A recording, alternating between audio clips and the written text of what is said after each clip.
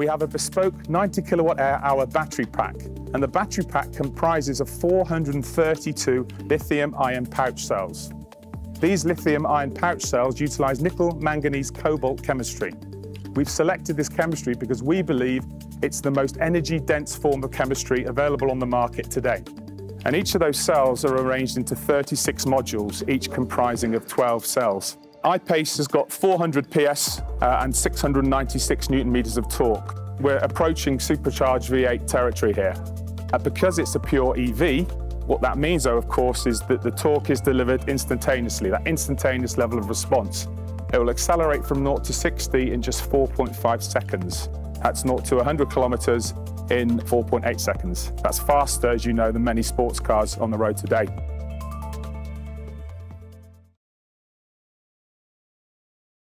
The body structure is 94% aluminium, and that's actually more than any previous Jaguar. It's benefiting from our 20-year expertise, not just in designing aluminium body structures, but in manufacturing aluminium body structures as well. That enables us to deliver an overall weight, a mass of just over 2,100 kilograms. What we've got here is a clean sheet ground-up design. As a result, we've got aluminium subframes at the front and the rear, and then in between them, we've placed the battery frame as low as possible in the car. The battery frame provides an integral part of the car's body structure, and designing the battery frame at the heart of the architecture helps us create what is actually the stiffest Jaguar yet. That rigid body structure allows us to deliver great dynamics. The center of gravity actually on this car is 130 millimeters lower than that on an F-Pace. And the weight is placed centrally between the axles, so clearly what it also does is enable us to optimize weight distribution front and rear.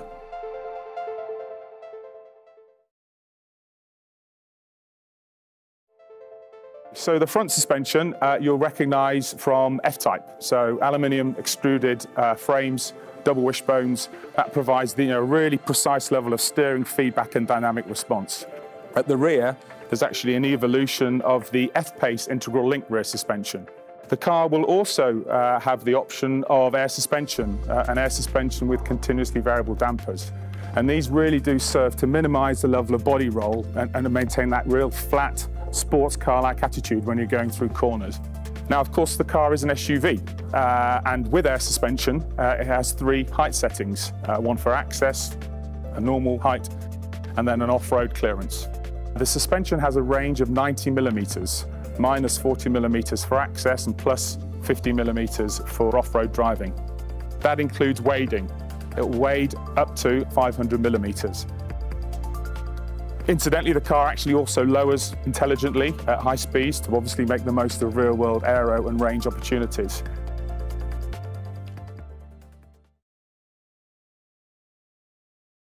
So the battery pack powers 2 motors, as you know, one on the front and obviously one on the rear. These motors are very compact and lightweight. Each motor and transmission weighs about 78 kilograms. So the drive shaft passes right through the center of the motor. This obviously helps us optimize weight, but also from a package perspective, it's very compact. So it enables us to maximize interior space. So particularly at the rear, what it's enabled us to do is get the trunk floor as low as possible, but at the same time, obviously, give us off-road clearance. They use synchronous rare earth permanent magnets, and we've selected these because they're the most efficient of their kind. These motors provide more than 95% efficiency on a particularly wide range of vehicle speeds. Speeds from between 30 kilometers an hour up to 150 kilometers an hour. Now we've got independent front and rear motors, so that means we have an absolute level of torque control between the front and the rear of the car. And that system is managed by Jaguar's intelligent driveline dynamics software.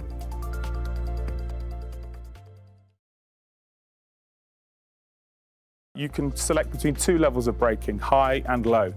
When you're in high regen mode, the moment you take your foot off the accelerator, regenerative braking starts, and that's even before you touch the brakes. So you'll notice a deceleration immediately, far faster than obviously if you were coasting in a gasoline or diesel engine. We call this single pedal driving. So the regenerative braking can actually bring the vehicle to a complete stop without the driver even pressing the brake. And in doing so, it can deliver up to 0.2 G of braking force. The car can deliver a further 0.2 G of regenerative braking force when the driver presses the pedal. That's 0.4 G in total. Now, we think that around 98% of all braking events can actually be achieved with regenerative braking. What that means is it's actually possible to complete an entire emission cycle without the driver actually using the brakes.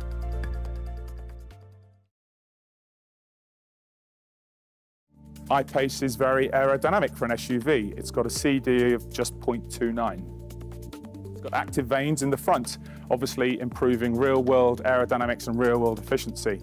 It has a floating rear spoiler. That's really important because obviously it manages lift, but what it also does is it helps us to manage the airflow of the car from the front all the way tightly over the car and around the back. There's one big benefit of that. Well, there's no rear wash wiper.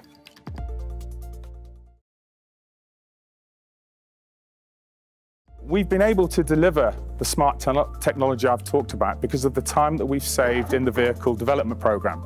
We estimate that we've saved up to around 12 months in the development of i-Pace by using an extreme amount of virtual modelling in all of our engineering.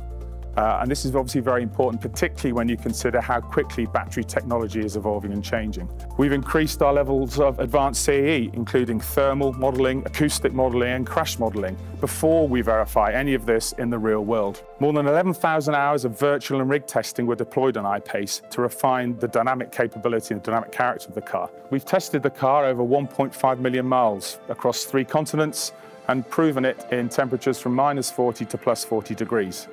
In particular, the battery and the motors have been durability tested up to 5 times the life of the vehicle in both rig and, of course, road testing.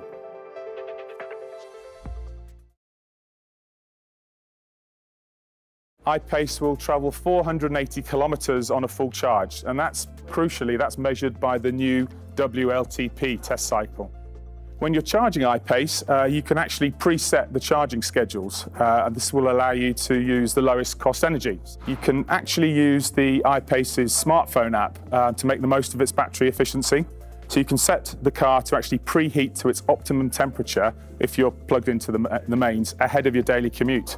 And this will then obviously maximize the efficiency of the battery and therefore maximize the range. We've calculated that it's actually possible to extend the range of the car by up to 100 kilometers by using mains charging to precondition the battery on a freezing cold morning. We have an obsession for energy utilization and efficiency, and this continues through the use of a smart heat pump. The smart heat pump and heat exchanger can scavenge thermal energy from the front of the car. Even in sub-zero temperatures, it can scavenge energy.